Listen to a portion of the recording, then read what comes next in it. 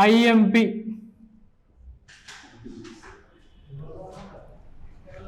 IMP bits. దీంట్లో ముఖ్యమైనటువంటి ప్రశ్నల విభాగంలో మనం చూస్తే బ్యాటరీకి సంబంధించి కొన్ని ముఖ్యమైన అంశాలు. బ్యాటరీని రీఛార్జ్ చేసే అవకాశం లేకపోతే ఆ సెల్ని ప్రైమరీ సెల్ అంటారు కదా. ప్రైమరీ సెల్, ప్రైమరీ సెల్ యొక్క కెపాసిటీ, ప్రైమరీ సెల్ యొక్క కెపాసిటీ ఎంత? నేనే చెప్పిన 70%.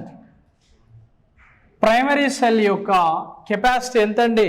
70%. రివిజన్ చేయండి, 70%గా ఉంటుంది ప్రైమరీ సెల్.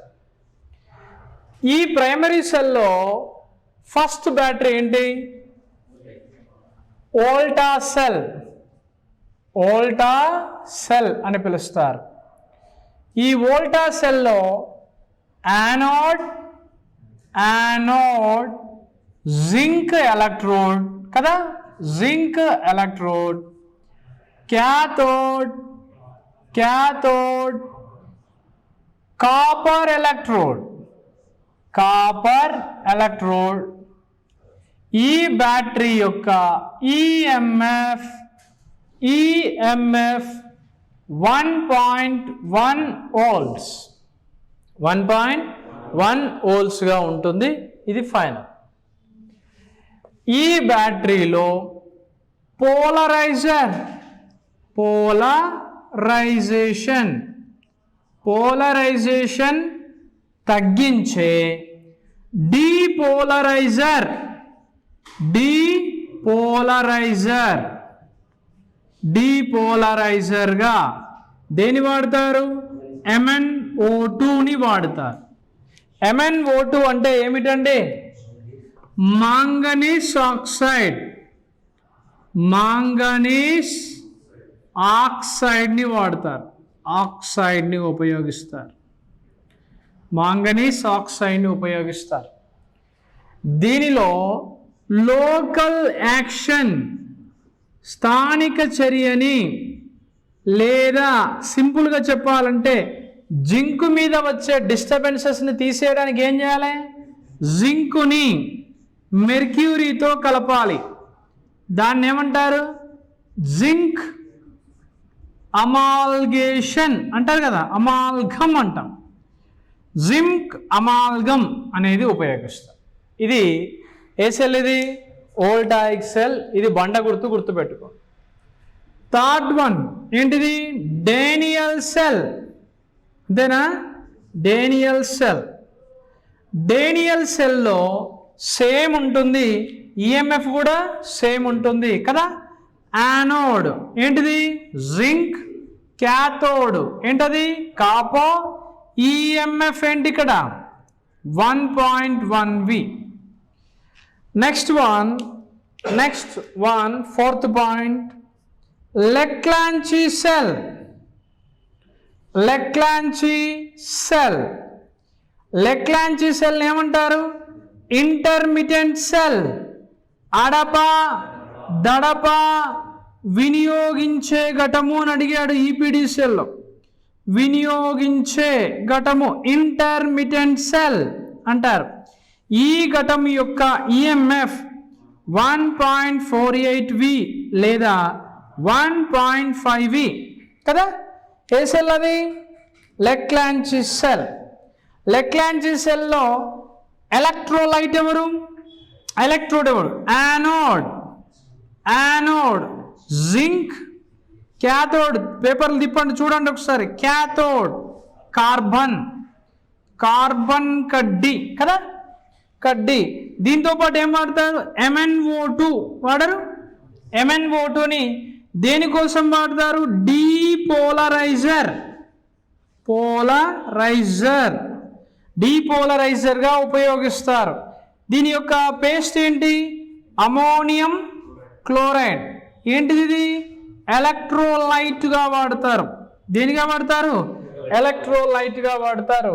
ఇది ఒక ముఖ్యమైనటువంటి అంశం. నెక్స్ట్ ఫిఫ్త్ పాయింట్ ఏంటి? Dry cell. Dry cell. Dry cell అంటే మీనింగ్ ఏంటి? నిర్జల ఘటము. నిర్జల ఘటము. దీనికి ఇంకొక పేరు చెప్పండి. Zinc carbon cell. పేపర్ తిప్పేసి చూసుకోండి. Revision. Zinc carbon cell. Zinc carbon cell అని పిలుస్తారు. దేన్ని? Dry cell. డ్రై సెల్లో ఇంటర్నల్ రెసిస్టెన్స్ ఎంత? ఇంటర్నల్ రెసిస్టెన్స్ చెప్పండి. రెసిస్టెన్స్ ఎంత? 0.2 ohms నుండి 0.5 ohms గా ఉంటుంది. డ్రై సెల్లో ఎలక్ట్రోలైట్ చెప్పండి. ఎలక్ట్రోలైట్. ఎలక్ట్రోలైట్ చెప్పండి. డ్రై సెల్లో ఎలక్ట్రోలైట్ ఎంతండి? 2:1 రేషియోలో ఉండేది ఏంటండి? Ammonium chloride. Ammonium chloride and zinc chloride యొక్క రేషియో 10:10 రేషియోలో ఉండేది ఏంటిది? Manganese oxide and charcoal. Dry cell యొక్క ఈఎంఎఫ్ ఎంత? 1.5 volts. 1.5 volts. ఇది చాలా సార్లు ఎగ్జామ్లో అడిగాడు.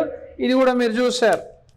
Next 6th one, bichromate cell. Bichromate cell. ఈ బైక్రోమేట్ సెల్ యొక్క ఈఎంఎఫ్ ఎంత అని చదివారు? ఈఎంఎఫ్ 2.09V కదా. 2.90V గా పిలుస్తారు. బైక్రోమేట్ సెల్లో K2Cr2O7 పొటాషియం బైక్రోమేట్ అనేది ఏంటిది? డీపోలరైజర్. డీపోలరైజర్ గా పనిచేస్తుంది. డీపోలరైజర్ గా పనిచేస్తుంది. K2Cr2O7. K2Cr2O7 potassium బైక్రోమేట్. కాబట్టి దీనికి ఏమొచ్చింది? బైక్రోమేట్ సెల్ వచ్చింది. ఇంకా ప్రాథమిక ఘటాలు అయిపోయింది. దెన్ నెక్స్ట్ ఏమొచ్చినాం మనం? సెకండరీ సెల్స్కి వచ్చినాం కదా. సెకండరీ సెల్స్లో ఫస్ట్ వన్ ఏంటిది?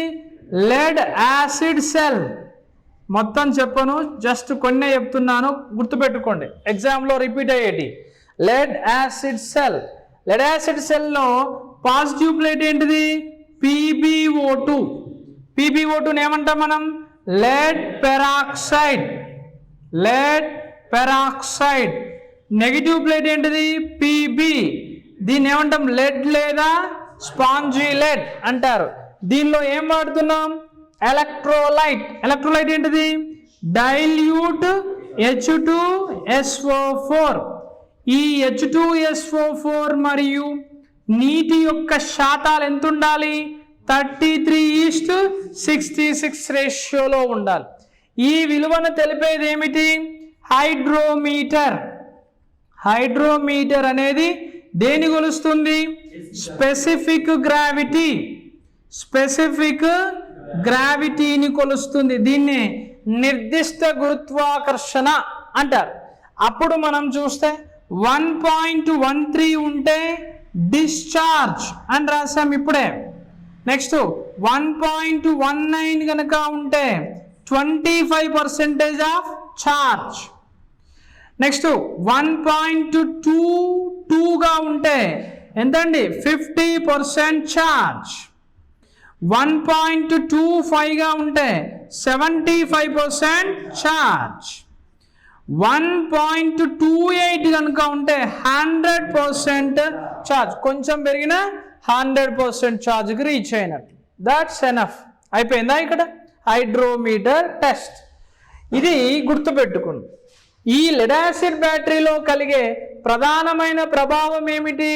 బక్లింగ్ కదా. బక్లింగ్. బక్లింగ్తో పాటుగా ఇంకా ఏమొస్తుంది? బ్యాటరీ అనేది సెల్ఫ్ డిశ్చార్జ్ వస్తుంది. అవునా కదా? సెల్ఫ్ డిశ్చార్జ్ వస్తుంది. బ్యాటరీ సెల్ఫ్ డిశ్చార్జ్ వచ్చినప్పుడు ఏ ఛార్జింగ్ని మనం ఎంకరేజ్ చేయాలని చదివాం? Trickle charging. ట్రికిల్ ఛార్జింగ్ అని పిలుస్తారు. లెడ్ యాసిడ్ బ్యాటరీలో ఛార్జింగ్ చేయడానికి మనకు ఏది అనుకూలము? ఏది అనుకూలము? సిసి అండ్ సివి మెథడ్ అనేది అనుకూలం. చాలాసేపు చెప్పాను. CC and CV method. CC మెథడ్లో నీకు ఏం జరుగుతుంది? సిసి మెథడ్లో 70 to 80% ఛార్జింగ్ వస్తుంది. కాన్స్టెంట్ కరెంట్ చేసి వోల్టేజ్ని పెంచుతాం. దెన్ నెక్స్ట్ ఏం చేస్తాం, సివి మెథడ్ తీసుకొస్తాం. సివి మెథడ్లో ఏం జరుగుతుంది, నీకు ఇక్కడ కరెంట్ 10%కి తగ్గినప్పుడు అప్పుడు ఏమవుతుంది, నీకు వోల్టేజ్ గ్రాడ్యువల్గా పెరుగుతుంది. అటువంటి పరిస్థితిలో ఏం కంట్రోల్ అవుతుంది, ఓవర్ ఛార్జింగ్ అనేది కంట్రోల్ అవుతుంది. సిసి అండ్ సివి మెథడ్ అనేది మనకు ఉపయోగము అని చెప్పాం. Next point, next one, lead acid బ్యాటరీలో పూర్తిగా మనం గుర్తుంచుకోవాల్సిన విషయం ఏంటండి అంటే కలర్స్ అంటే రంగులలో పీబీ ఏ కలర్ ఉంటుంది, గ్రే కలర్. ఇది చాలాసార్లు ఎగ్జామ్లో అడిగాడు. నెక్స్ట్ PbO2 లెడ్ పెరాక్సైడ్ ఏ కలర్లో ఉంటుంది, చాక్లెట్ బ్రౌన్ కలర్లో ఉంటుంది. ఏ కలర్లో ఉంటుందండి, చాక్లెట్ బ్రౌన్ కలర్లో ఉంటుంది. ఇది కలర్స్ గురించి. దీని తర్వాత మనం డిస్కస్ చేసింది ఏమిటి, నికెల్ క్యాడ్మియం సెల్. చాలా పాయింట్స్ కాదు, కొన్ని మాత్రమే రఫ్గా ఎగ్జామ్ పోయేటప్పుడు గుర్తుపెట్టుకో. నికెల్ క్యాడ్మియం సెల్ అంతే కదా, నికెల్ ఐరన్ రాయండి, నికెల్ ఐరన్ సెల్. ఇది నేర్చుకున్నట్టే. దీనిలో చెప్పండి, నికెల్ హైడ్రేట్ని ఏ ప్లేట్ అంటాం, ఇది నెగిటివా పాజిటివా, పాజిటివ్ ప్లేట్. ఇప్పుడే చెప్పిన, ఇట్లా కొడుతున్నావు కొట్టు, ఆడిపోయినా కూడా కొట్టు, పక్కడు చూపిస్తాడు. పాజిటివ్ ప్లేట్ అంటాం. అదేవిధంగా ఐరన్ ఏమిటి, నెగిటివ్ ప్లేట్ అంటాం. రెండు కూడా దేంతో తయారు చేస్తారు, నికెల్ స్టీల్తో తయారు చేస్తారని చెప్పాం. ఇందులో నికెల్ హైడ్రేట్ నింపుతారు, ఇంకో దాంట్లో ఐరన్ ఆక్సైడ్ నింపుతారు. ఐరన్ ఆక్సైడ్తో పాటుగా ఛార్జింగ్ కెపాసిటీని పెంచేది ఏమిటి, మెర్క్యూరీ ఆక్సైడ్ని ఉపయోగిస్తారు. మెర్క్యూరీ ఆక్సైడ్ అనేది ఉపయోగిస్తారు. మెర్క్యూరీ ఆక్సైడ్ ఏం చేస్తుంది, ఇంటర్నల్ రెసిస్టెన్స్ని తగ్గించి ఛార్జింగ్ కెపాసిటీని పెంచుతుంది. దీనిలో ఎలక్ట్రోలైట్ ఏంటిది, 21% ఆఫ్ KOH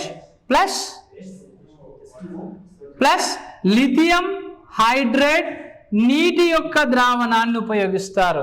ఏ సెల్ అది, నికెల్ ఐరన్ సెల్. దీని ఈఎంఎఫ్ ఎంత, 1.36V. దీని యొక్క ఈఎంఎఫ్ ఎంత అండి, 1.36Vగా తీసుకొస్తారు. ఏ ఘటం అండి, నికెల్ ఐరన్ సెల్ యొక్క కొన్ని ముఖ్యమైన సూత్రాలు. పెద్దగా చదవమని చెప్తలేను, లైట్గా. అయ్యో నాకు కొన్ని మార్కులు వస్తే నేను బయటపడుతున్నా అనుకునే వాళ్ళు ఇంటికి వెళ్ళేటప్పుడు కొన్ని సూత్రాలు చూసుకొని పోండి. చెప్పండి ఒకసారి. First one, series connection. తెలుసు కదా, సిరీస్ కనెక్షన్లో బ్యాటరీస్ ఉన్నప్పుడు కరెంట్ సూత్రం ఏంటి, I = N/E/NR + R. సినార్ పక్కన ఎన్ని ఉండాలి, సిరీస్. ప్యారలల్ కనెక్షన్లో ఏమొస్తుందండి, ప్యారలల్ కనెక్షన్లో చెప్పండి, I = N/E/NR + R అనేది రావాలి. ఏ కనెక్షన్ ఇది, ప్యారలల్ కనెక్షన్లో. నెక్స్ట్ కెపాసిటీ ఆఫ్ సెల్ విషయానికి వచ్చినప్పుడు ఏమొస్తుంది, discharge current into discharge time. Next ampere hour వచ్చినప్పుడు ఏమని రాయాలి, discharge time, discharge current by charging time into 100. Next watt hour వచ్చినప్పుడు ఏం చేయాలి, AH ఇంటూ ఏమని రాయాలి, VD/VC, discharge voltage by charging voltage. Current యొక్క ఛార్జింగ్ యొక్క కెపాసిటీని కనుక్కోమన్నప్పుడు ఏం రాయాలి, ఇక్కడ I = V - EB/R + R principal వేసి బ్యాటరీ యొక్క ఛార్జింగ్ యొక్క సామర్థ్యాన్ని కనుక్కోవాలి. ఏం చేయాలి, కనుక్కోవాలి. ఇది రాయాలి ద్వారాగా. ఇవన్నీ ఎగ్జామ్లో వచ్చే మెయిన్ ప్రిన్సిపల్స్. జస్ట్ ఎక్కువ ఏం చెప్పలేదు, కొన్నే చెప్పినా గుర్తుపెట్టుకోండి. ఇక్కడ లాస్ట్ టైం ఎగ్జామ్లో దీని మీద క్వశ్చన్ E = ఏంటిది నాన్న, V × Q బేస్డ్ ప్రాబ్లం అడిగాడు లాస్ట్ టైం.